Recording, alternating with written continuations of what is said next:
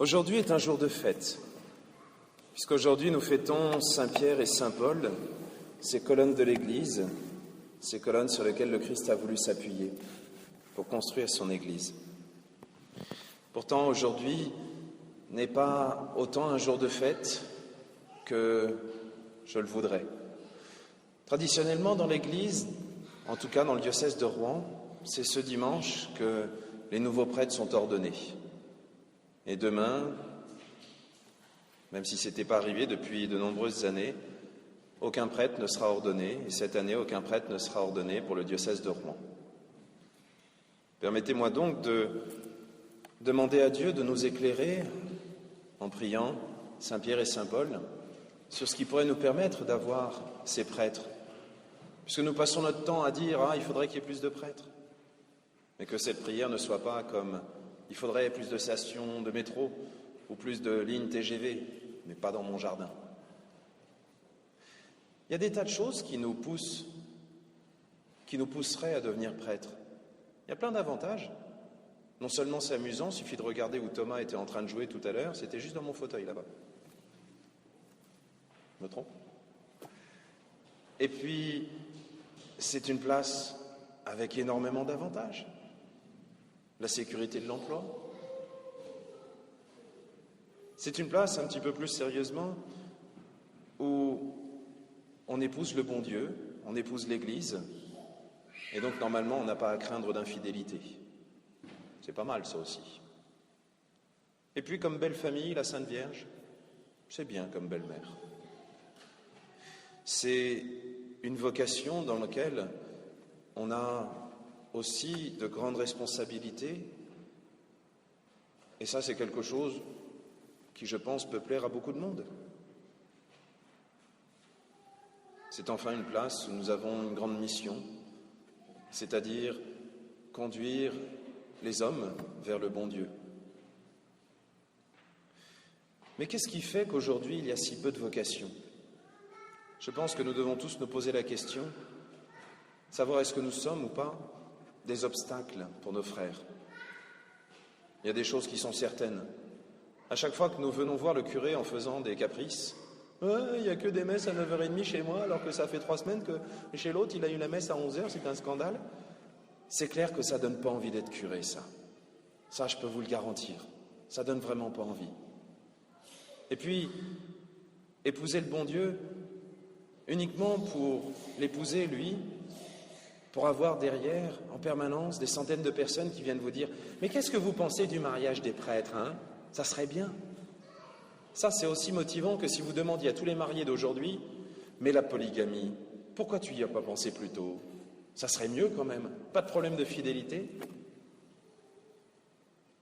Et puis, toujours dans la même idée du célibat consacré, c'est-à-dire d'être marié avec Dieu, c'est une chose qui est belle. Si l'ensemble des paroissiens à qui on donne sa vie se sentent responsables de ce don. Il y a une paroisse dans laquelle un confrère est arrivé et dans laquelle quelques dames, on va garder ce terme pour être poli, ont trouvé qu'il était tout à fait charmant. Et l'une en particulier a dit « celui-là, je l'aurai ». Et les autres ont regardé pendant 2 ans, 3 ans, 4 ans, en sachant pertinemment ce qui était en train de se passer, sans prévenir, sans essayer de changer. Et ce qui a dû arriver arriva. À force de regarder de loin, de le laisser seul, il y a bien eu un moment où elle a réussi à lui faire croire qu'elle était enceinte, ou à le devenir. Est-ce que nous sommes capables d'accueillir les prêtres que le bon Dieu nous donne en se sentant responsables d'eux? Une autre chose aussi, le bon Dieu nous demande des responsabilités, me demande des responsabilités qui sont grandes. Mais pas parce que je suis parfait. Si vous regardez Pierre, il avait tous les défauts du monde. À tel point qu'il y a un moment où Paul a dû le reprendre en lui disant « Pierre, ça va pas là. Tu es en train de te planquer, de louvoyer entre tes amis grecs, tes amis hébreux, en train de faire semblant d'être un de leurs amis. Pierre n'était pas parfait, et heureusement que Paul était là pour le remettre sur le droit chemin. Quand le bon Dieu me charge d'être prêtre, ça ne veut pas dire que je deviens parfait et que tout ce que je décide devient parfait. Vous avez le droit, vous avez même le devoir d'aider vos prêtres à prendre des décisions. Pas simplement les regarder de loin en se disant « Ah, jusque-là ça va, puis on va voir quand ça va se casser la figure ». Même si vous espérez secrètement que ça va se casser la figure parce que vous n'auriez pas choisi la même chose. Ah, l'hôtel comme ça, je ne l'aurais pas fait. Bon, mais on va voir, il y aura moins de monde à la messe. Etc., etc., etc. Si, une dernière chose.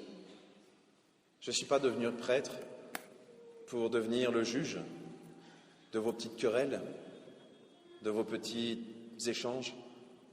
Et la paroisse n'est pas devenue le lieu de certaines prises de pouvoir. T'as vu, moi, je suis responsable de ça, tandis que le voisin, il est seulement responsable de ci. Et moi, au milieu, pensant qu'il y a des tas de paroissiens qui veulent se mettre au service du bon Dieu, et les accueillant, alors qu'ils veulent simplement avoir mieux que le voisin. Il ne faut pas me prendre pour un idiot non plus, je sais exactement, ou à peu près, quelles sont les motivations de chacun. Mais comme prêtre, le bon Dieu me demande de répondre à cette simple question. Pierre, m'aimes-tu?